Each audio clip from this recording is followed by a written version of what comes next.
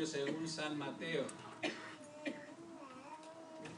La historia de la Navidad la encontramos en distintos pasajes bíblicos, pero quisiera hoy que meditemos en este que Mateo nos escribe, o que Mateo nos deja en este escrito que lleva su nombre, ¿no? El Evangelio según San Mateo. En el capítulo 1, al principio, tenemos que acordarnos antes de leer este pasaje bíblico que los evangelios fueron escritos después de la muerte y resurrección de Cristo Jesús. No son relatos escritos en el momento que están sucediendo, sino que después de la muerte y la resurrección de Cristo Jesús, cuando la iglesia comenzó a dar los primeros pasos como iglesia cristiana, cuando ya estaban allí reunidos, se congregaban y comenzaban a dar los primeros pasos antes de que termine el primer siglo de esta era como la tenemos, ¿no? después de Cristo, era necesario tener algunos documentos.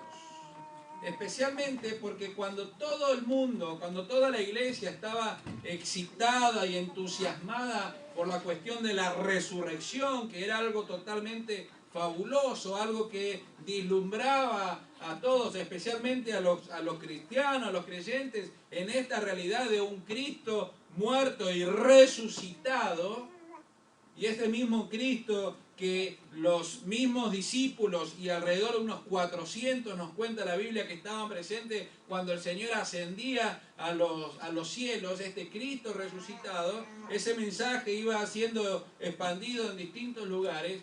Esto era realmente algo revolucionario, pero cuando estaban todos excitados justamente por la resurrección, apareció un grupo dentro de la iglesia que se los conoce como los gnósticos, que son los que creían o decían que Cristo Jesús nunca fue un ser humano. Así como estaban hablando de la resurrección, ellos decían que nunca hubo una encarnación, que nunca Dios se hizo hombre, que nunca la realidad de un Dios de amor, que es totalmente puro, puede tener contacto en un cuerpo, en una materia, con algo impuro. Entonces cuando comienza a surgir esta confrontación y esto de empezar a decir de que no hay una encarnación, entonces es necesario escribir justamente acerca de la encarnación. Por eso Mateo y Lucas son los que nos hablan especialmente del nacimiento de Cristo Jesús, de cómo fue el nacimiento, y el propósito de escribirlo es justamente darnos cuenta de que este Dios se hizo carne, de que este Dios habitó entre nosotros. Y Mateo nos cuenta de tal manera que comienza hablando acerca de toda la genealogía de Jesús. Nosotros vamos a leer algunos de estos versículos y nos vamos a dar cuenta que a nosotros, de alguna manera, no nos dice nada. Como que a nosotros leemos nombres y como no los conocemos, no nos dice nada. Pero que nosotros no conozcamos los nombres no significa que no tenga un significado.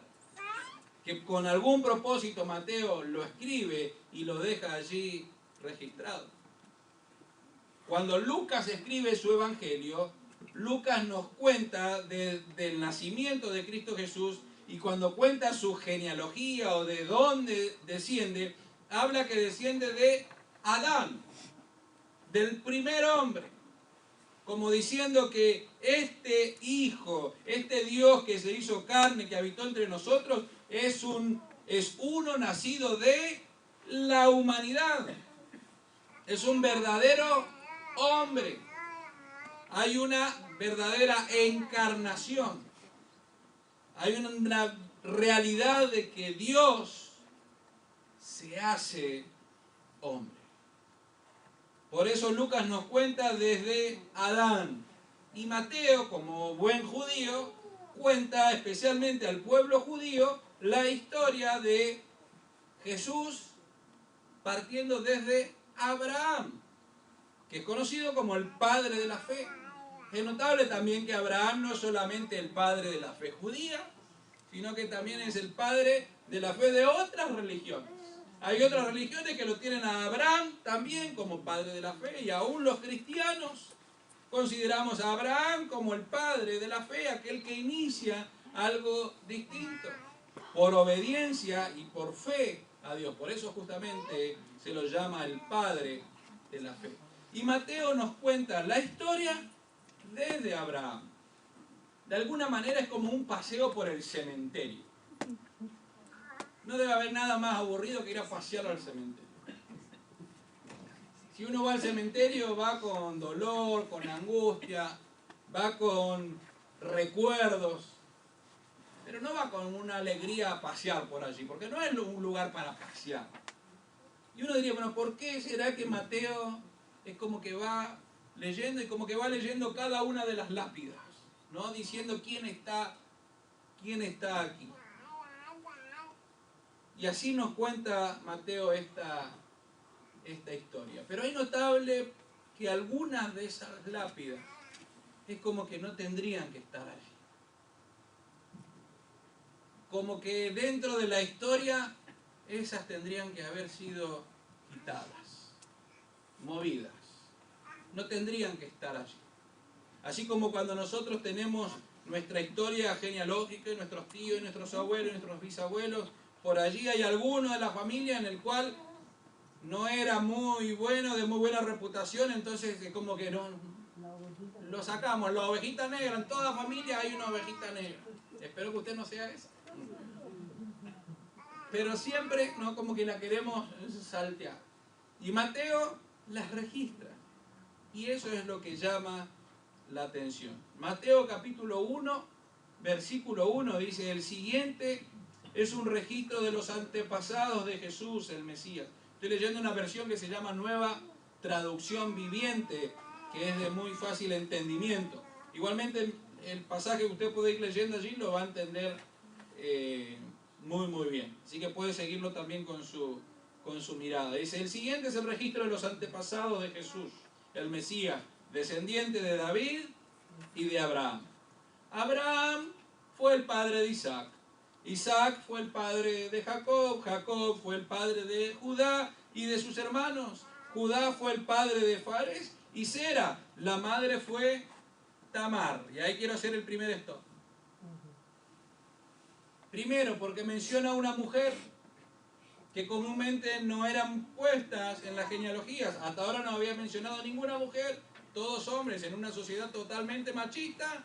Menciona a una mujer en la lista y la menciona a Tamar. Y después vamos a hablar acerca de quién era Tamar. Y acá dice: Judá fue padre de Fares y Sera, la madre fue Tamar. Fares fue el padre de Gersón, Gersón fue el padre de Ram, Ram fue el padre de Aminadab, Aminadab fue el padre de Naasón, Naasón fue el padre de Salmón, Salmón fue el padre de Boz, y su madre era Raab. Otro nombre de una mujer, Raab. Tamar, la primera mujer mencionada, Raab, la segunda mujer mencionada. Boz fue el padre de Obed y su madre fue Ruth. Un tercer nombre de mujer. Obed fue el padre de Isaí y Isaí fue el padre de David. David fue el padre de Salomón y su madre fue Betsabé, la viuda de Urías. Cuarto nombre de mujer, Betsabé. Salomón fue el padre de Roboam. Roboam fue el padre de Abías. Abías fue el padre de Asá. Asá fue el padre de Josafat. Josafat fue el padre de Jorán. Jorán fue el padre de Usías. Usías fue el padre de Jotán. Jotán fue el padre de Acaz. Acaz fue el padre de Ezequías. Ezequías fue el padre de Manasés. Manasés fue el padre de Amós. Amós fue el padre de Josías. Josías fue el padre de Joaquín y de sus hermanos, quienes nacieron en el tiempo del destierro en Babilonia. Y así empieza y continúa dando nombres que no los voy a decir solamente porque como no los conocemos, no nos dicen mucho. No es una genealogía exacta. Hay muchos nombres que están faltando allí. Así que también hay algo que Mateo está escribiendo aquí, algo especial que está queriendo marcar en una línea, pero no están todas las generaciones exactamente marcadas allí. ¿Por qué? Porque hay distintos reyes que la misma Biblia los cuenta y que no están mencionados en este listado. Así que lo que Mateo está queriendo contarnos es mostrar una línea sanguínea y mencionar también en estas líneas algo muy especial. Y eso especial era algo totalmente distinto. Primero, como les dije, mencionar a mujeres. 4 mujeres son mencionadas en esta lista. En el día que vivimos hoy, cuando seguimos todavía luchando sobre la igualdad entre el hombre y la mujer y la igualdad en los derechos, todos coincidimos, o la gran mayoría coincidimos, en que sin duda hombres y mujeres no somos iguales. Gloria a Dios que no somos iguales. O usted sigue creyendo que somos iguales. Y algunos se me están enojando ya mirando qué está queriendo decir. No, no somos iguales. Ni físicamente, ni mentalmente, porque tenemos distintas maneras de utilizar el cerebro. No somos iguales emocionalmente, no respondemos de la... Somos distintos, porque Dios nos creó hombre y mujer. Somos distintos. No hay igualdad en ese sentido entre el hombre y la mujer. Ahora, eso no quita a que no tengamos los mismos derechos o que delante de Dios seamos más o menos. Eso es otra cosa. La discusión en estos tiempos, creo yo que nos estamos confundiendo cuando empezamos a luchar en que somos iguales. No, no somos iguales. No es lo mismo ser hombre y mujer. Por eso justamente hay tantos conflictos también en los matrimonios, hay tantos conflictos en las leyes, porque no queremos asumir una pequeña situación en la cual Dios nos crea hombre y mujeres. Y en esa lista están mujeres. Pero cuando son mencionadas es cuando la mujer está siendo usada como un objeto, nada más. La mujer era una pertenencia que los hombres tenían. No tenían ningún tipo de derecho y a tal punto que ni siquiera eran mencionadas en la genealogía. Y no creamos que esto fue algo de, wow, esto porque pasó hace muchos años. No hace ni siquiera un siglo en que las mujeres pueden votar, pueden tomar una decisión, que las mujeres pueden tener un trabajo. Y aún todavía en el día de hoy no cobra lo mismo una mujer que un varón. Así que esa lucha sigue estando. Ahora lleve esa lucha a 2000 años atrás, cuando Mateo está escribiendo este evangelio. Menciona 4 mujeres. Y ahora algo mucho más sorprendente. ¿Quiénes eran estas 4 mujeres? Vamos a pensar en lo siguiente. Si alguien pone en su lista de antepasados algo tan especial como mencionar a algunas mujeres, uno diría, y los pone porque eran excelentísimas personas, porque sobresalieron, porque tienen algo tan especial que vale la pena publicarlo y decir, yo vengo de esa descendencia. Recuerdo los nombres: Tamar, Rahab, Ruth y Betsabé. Vamos a hablar acerca de la primera que es mencionada, Tamar. El versículo que leíamos dice que Tamar dio a luz un hijo con Judá. Y ahora vamos a meditar un poquitito en esta situación. Y nos vamos a dar cuenta la realidad del nacimiento de Jesús desde otras perspectivas, de poder comprender el verdadero amor de Dios, el verdadero crecimiento de Dios, el verdadero servicio de Dios y especialmente el alcance de Dios al enviar a Cristo Jesús en medio nuestro. La historia de Tamar la encontramos en Génesis, capítulo 38. Si usted la quiere tener, márquela y después la lee completa. Yo se la voy a resumir en muy pocas palabras porque no es cuestión de entrar en todos los detalles, pero por lo menos saber quién era esta Tamar. Judá es uno, como viene marcando allí la línea, es uno de los descendientes elegidos, y Judá tuvo 3 hijos. Dependiendo de la versión que uno tenga, pueden cambiar los nombres un poquito. Er, o Ur, Ornán y Selá. Son 3 hijos. ¿Me siguen hasta ahí? Judá tiene 3 hijos varones. El hijo más grande se casa con esta mujer llamada Tamar. Y como eran los casamientos en esta época, era un arreglo. Así que el padre hace el arreglo de con quién se va a casar. Así que se casa Er con Tamar. Dice la Biblia que Er era un hombre que no hacía las cosas bien delante de Dios. Así que Dios le quitó la vida a este hombre. Y Tamar se queda viuda. Existía una ley en esa época en la cual si una mujer quedaba viuda, se murió el esposo, el hermano menor del esposo tenía que darle herencia, tenía que darle heredad a la mujer. Así que el hermano menor se tenía que casar con la viuda. Así que Omán se casa con Tamar. Pero este hermano menor, el segundo, lo que no quería de ninguna manera era darle una herencia que le pertenezca al hermano muerto. Él quería una descendencia para él, quería una herencia para él. Si había de tener un hijo, tenía que ser un hijo que sea su heredero, no un heredero del hermano muerto.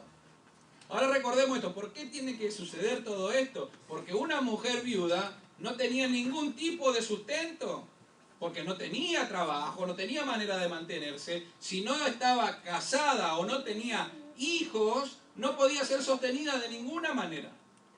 Tenía que vivir automáticamente de lo que otros le ayuden, de la misericordia y de la limosna que la gente le podría dar. Por eso esta ley de alguna manera protegía a la mujer. Entonces el hermano menor, el segundo, se casa con ella, pero cuenta la Biblia de que cuando tenía relaciones sexuales él no quería darle herencia, entonces no consumaba el acto sexual. Y como esto fue visto algo horrendo delante de Dios, dice que Dios también le quitó la vida a este hombre. Así que Tamar se quedó otra vez viuda. Miren qué linda la historia, ¿no? Qué hermosa. Es una novela hispana de los... no sé a qué hora las pasa. ¿A qué hora pasa la novela? A nadie sabe el horario de las novelas ahora. Bueno, así que Judá, que... imagínense esto, Judá, ¿no? El suegro, tiene allí a la nuera Tamar, que ya mató al primero y mató al segundo. Y llegaba el tercero. Y no le quería dar el tercer hijo. Y entonces tuvo la excusa de que todavía era muy pequeñito, muy chiquitito, y le dijo a Tamar, la despidió, le dice, vuelve a tu tierra, vuelve a tu casa, y cuando mi hijo el tercero sea grande, yo te lo voy a mandar ¿para qué? Para que sea tu esposo. Pero déjalo crecer. Pero en realidad no tenía la intención de esperarlo crecer, era que no quería que este también muera. Así que despidió a su nuera. Cuando despidió a su nuera, y la nuera se fue a vivir a su tierra, resulta que el tiempo pasó, este niño creció, pero nunca lo envió. Tamar de alguna manera se enteró de esto. Judá iba a ir como había pasado tantos años, iba a ir a trabajar sus ovejas justamente por la tierra donde vivía su nuera, Tamar. Y cuando fue camino para allá, Tamar se enteró y estaba enojada con su suegro. Así que dice que se quitó su vestido de luto, como era viuda, vivía de luto, para que todos sepan que era una mujer viuda. Dice que se quitó su vestido de viuda y se puso un vestido especial, se tapó su rostro, que eso era un sinónimo de que se disfrazó de prostituta, y se fue, dice, a las puertas del templo para trabajar de prostituta, pero fue a ubicarse especialmente por el camino en donde iba a pasar su suegro. Y cuando su suegro pasó, ya su esposa había muerto, así que él también era viudo. Cuando pasó, vio a aquella prostituta, se acercó a ella, habló con ella, se pusieron de acuerdo de cuánto iba a ser el pago, y le dijo que el pago iba a ser un cabrito, y la mujer le dijo, ¿y cómo va a ser ese cabrito? ¿Cómo sé yo que me va realmente a pagar el cabrito? ¿Qué señal me puede dejar? Entonces le tuvo que dejar algunas pertenencias como documentación de que después le va a mandar el cabrito. Es una historia de la Biblia, ¿eh? Es de la Biblia. Después por eso le digo, después léanla ustedes. Y si uno no la leyó, no está leyendo la Biblia, no, es así dice. No le estoy inventando ni agregándole pasión hispana, no, no, no. Así, tal cual cuenta el texto bíblico. Así que tuvieron relaciones, Tamar quedó embarazada y Judá volvió a su tierra. Cuando vuelve a su tierra, Judá hizo lo que tenía que hacer, el arreglo que habían hecho, le mandó el cabrito. Pero este hombre, el amigo que fue a llevar cabritos, no encontraba a esta prostituta en el lugar donde iba a estar, entonces no le podía pagar y empezó a preguntar a todos, ¿dónde está la prostituta del pueblo? Entonces el pueblo le decía, acá no tenemos ninguna prostituta. ¿Cómo que no? Pero si había una y no, bueno, como no la encontró, se volvió con el cabrito. Bueno, pasó el tiempo y llegó la noticia de que Tamar estaba embarazada. Y como todo ese tipo de noticias, llegó al oído del suegro de Judá. Y le dijo, Judá, ¿a qué no sabes lo que tengo? Que tu nuera está embarazada. ¡Oh! Se desgarró, que sin ver, por eso sí la agregué. Que empezó a hablar peste de su nuera Tamar, que se cree, y todas las cosas. Entonces, ¿qué es lo que tenía que hacer? Apedréela, hay que matarla. ¿Por qué? Porque como siendo viuda, va a estar embarazada.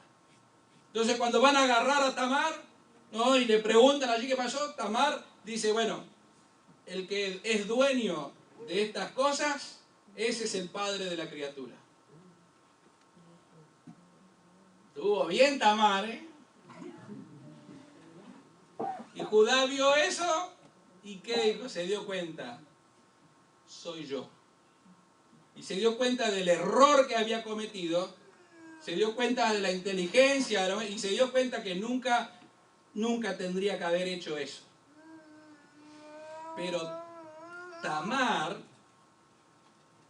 la primera que es mencionada por Mateo, es alguien que se disfrazó de prostituta, es alguien que tuvo un hijo con el suegro y da a luz a quien sigue la línea de Jesús. Hay mucho que nos enseña este versículo bíblico. Nosotros diríamos que la sangre perfecta. La sangre perfecta es la de Cristo Jesús. Porque es pura, pero no por transfusión de sangre o por la herencia humana. Porque es un hombre sin pecado, Él. Pero en su historia está llena de pecado. Cada uno de sus parientes eran pecadores. Y aquí estamos hablando solamente de las 4 mujeres que fueron mencionadas. Así que esa es la primera que aparece en la lista, Tamar. La segunda que aparece en la lista es Rahab. Rahab ya de entrada, bueno, la historia de ella está en Jueces, los primeros capítulos. Después que el pueblo estuvo vagando por el desierto y llega el tiempo de poder entrar a la tierra prometida, dice que mandan a 12 espías a la ciudad de Jericó, y allí con estos 12 espías que miran para ver la tierra y ver si el pueblo de Israel podía entrar y conquistar aquel lugar. De alguna manera ya tenía la promesa de Dios y Josué fue uno de los que formó parte de este equipo de 12 espías. Y entre estos espías que fueron a Jericó, los espías no fueron a la mejor parte de la ciudad. Fueron, digamos, a la zona roja de la ciudad. Lo más grande, entiendo que entienden lo que estoy diciendo, porque así he mencionado, era el lugar donde estaban todas las prostitutas.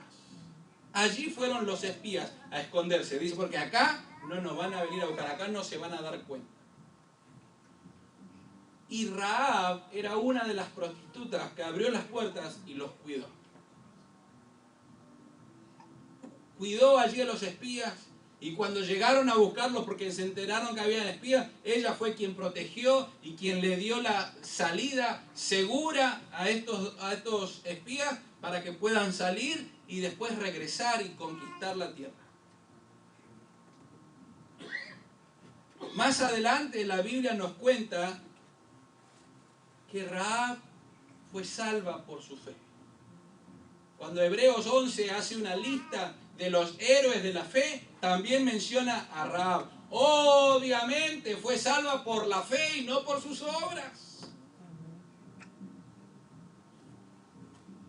Pero la segunda mujer que es mencionada era una prostituta, a eso se dedicaba. Después su vida fue transformada, después su vida fue cambiada, porque la misma historia nos cuenta, y justamente si nos da fe de que su fe la salvó, nos habla también de esta transformación que tuvo en su vida. Pero en su historia, en su pasado, ella fue una prostituta. Nos cuenta la historia de la tercera mujer, de Ruth. Ruth no se nos cuenta, no se nos dice de ninguna manera que era una pecadora, como en el caso acá de Tamar y de Rahab, que no tenían la mejor reputación. Pero de Ruth no se nos cuenta esto. Pero Ruth descendía de la cultura de Sodoma.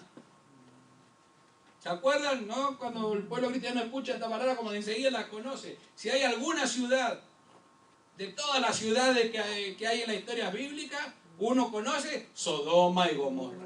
¿Por qué? Porque allí era un desastre. Porque allí cada cual, por la misma Biblia dice, cada cual hacía lo que quería. Ninguno seguía ningún tipo de reglas. Entonces Sodoma y Gomorra son ciudades sinónimo de pecado, perversión, lo peor. Por eso en muchas ciudades de la actualidad se las llama, esas son las Sodoma y Gomorra. Esa es la. Bueno, Ruth desciende de la cultura de Sodoma. Justamente como Jueces nos cuenta esta historia. Lot vivía en Sodoma. Lot era un sobrino de Abraham. Y Abraham fue a buscarlo y sacó a Lot de aquel lugar. ¿Sí? Y de alguna manera podemos ver cómo Dios fue cuidando las cosas.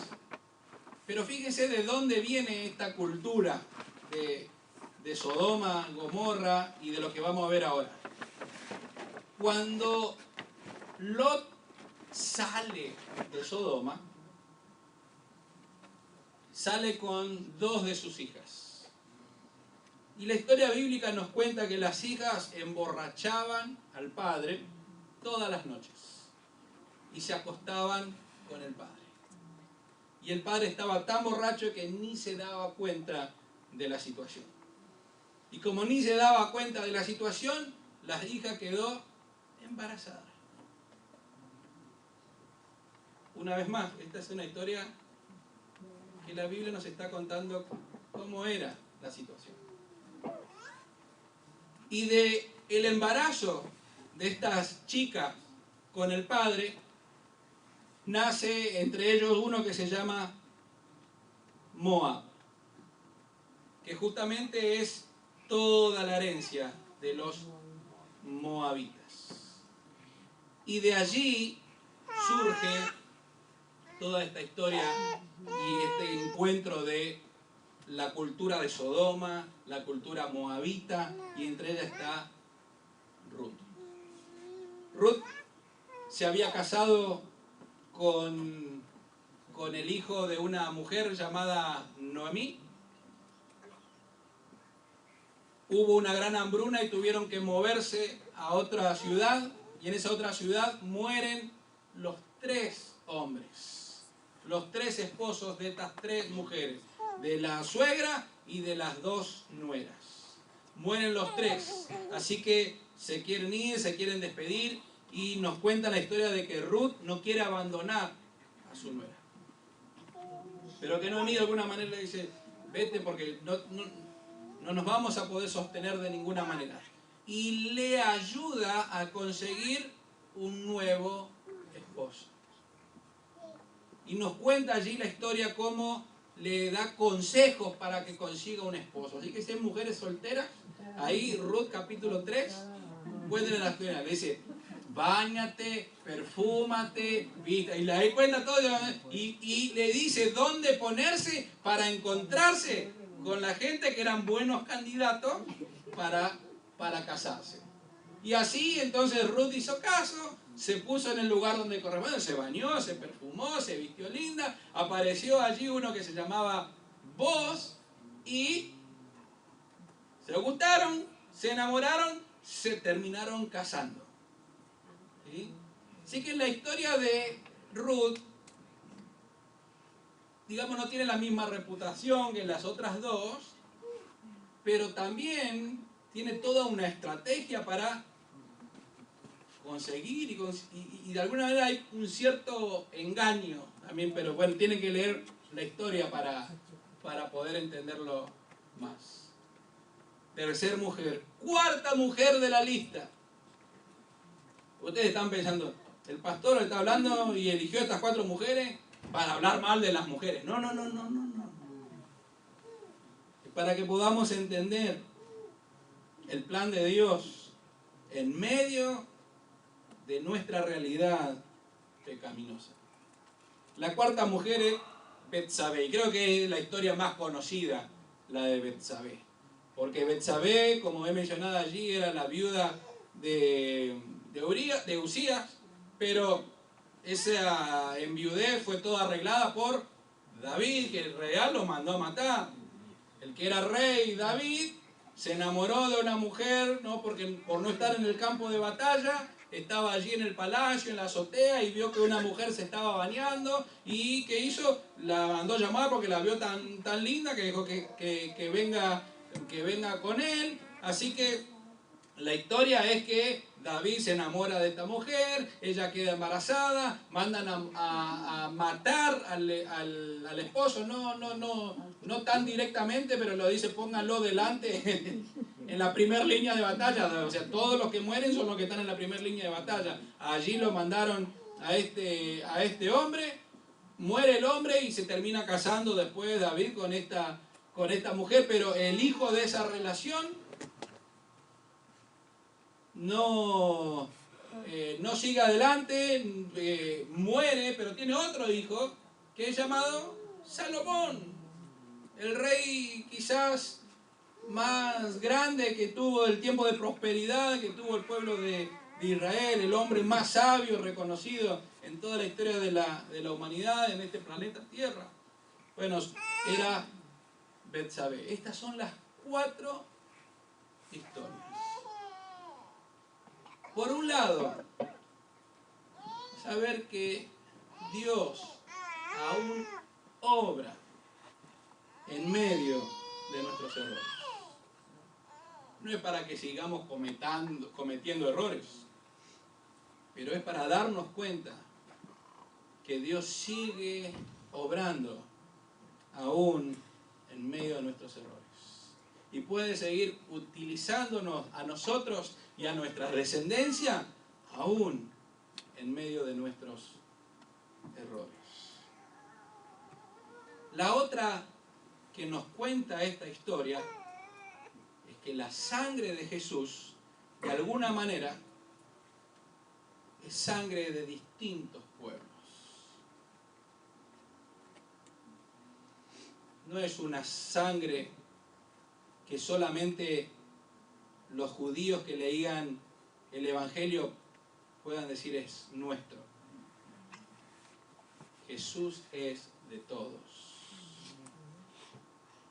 Jesús es descendiente de moabitas, descendiente de hititas, de todos los que eran pueblos contrarios y enemigos de Israel. Jesús también es descendiente, tiene sangre de cada uno de ellos, los representa a todos. De alguna manera, la Navidad, el nacimiento de Cristo Jesús es la representación de todas las culturas.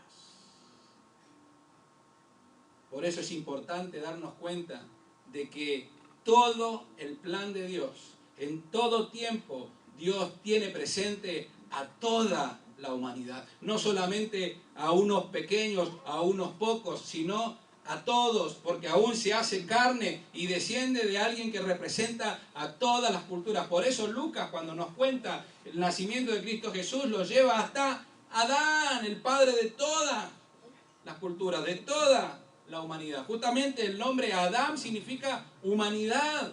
¿De dónde desciende Jesús? Desde la humanidad. Su sangre totalmente humana. Un Dios siendo Dios totalmente puro, totalmente lejano, otro, diferente a nosotros, se hace uno de nosotros. No se hace como nosotros. No que tuvo alguna apariencia. Se hace hombre y es descendiente aún de los mismos errores. Es una verdadera encarnación con todo lo que esto significa.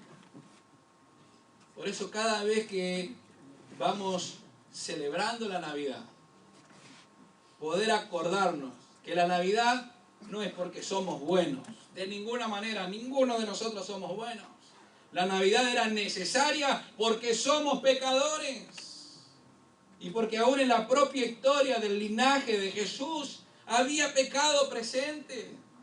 Y lo va a ver porque todos los seres humanos somos pecadores, pero todos tenemos la oportunidad de hacer un cambio y comenzar a tener una vida distinta. Y así como es mencionada Rahab como alguien que por su fe fue salvada, cada uno de nosotros podemos ser salvos por nuestra fe en Cristo Jesús. Y la Navidad nos recuerda esto. Mateo 1. Con toda esta lista de nombres, nos recuerda que Cristo Jesús representa a todos y que vino por todos. Aquel versículo que tenemos en esa pared, quizás el más conocido y el más importante, por llamarlo así, del Evangelio, aquel que resume todo el Evangelio, es que de tal manera amó Dios, no a su pueblo, no a los suyos, de tal manera amó Dios al mundo, a la humanidad, a todos, que envió a su Hijo, Cristo Jesús, para morir por cada uno de nosotros.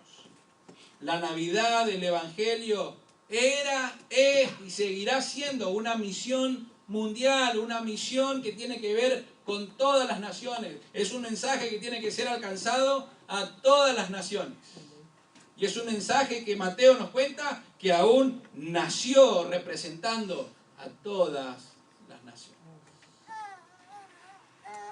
Por eso al encender estas velas del amor, del crecimiento, del servicio y del alcance de la humanidad, acordémonos cuál es el alcance, hasta dónde Dios quiere alcanzar, porque esa es también nuestra meta. Esa debe ser también nuestra meta, que la Navidad, que el nacimiento de Cristo Jesús sea conocido a toda la humanidad. Vivimos en un país donde casi todo el mundo vive aquí. Gente de todos los países, de todas las culturas, viven aquí. Y aún en esta ciudad, en este alrededor de Washington D.C., es donde viven la mayoría de las naciones del mundo. Se nos hace aún más fácil el trabajo. Pero cuando nosotros marcamos barreras y separaciones de una cultura con otra, de una raza con otra, en el nacimiento de Jesús nos está mostrando Dios no tiene ningún tipo de racismo. Esas barreras deben ser rotas en el nombre de Jesús, porque Cristo Jesús así lo quiere. Y su evangelio debe llegar a todos. Allí con la gente que trabajas, allí con la gente que estudias, el amor de Dios debe ser conocido. Debemos compartirlo con todos. ¿Nos costará comunicarnos? Eso es una obra que el Espíritu Santo ha de hacer. Pero nosotros no podemos separar y hacer distancia, sino todo lo contrario, saber que el alcance de Dios es para todos. Y nosotros que le hemos conocido, tenemos la responsabilidad también de compartir este mensaje con todas las culturas. Que el Señor nos bendiga, que el Señor nos dé sabiduría, que cuando celebremos esta Navidad sepamos el alcance que en el plan de Dios tiene.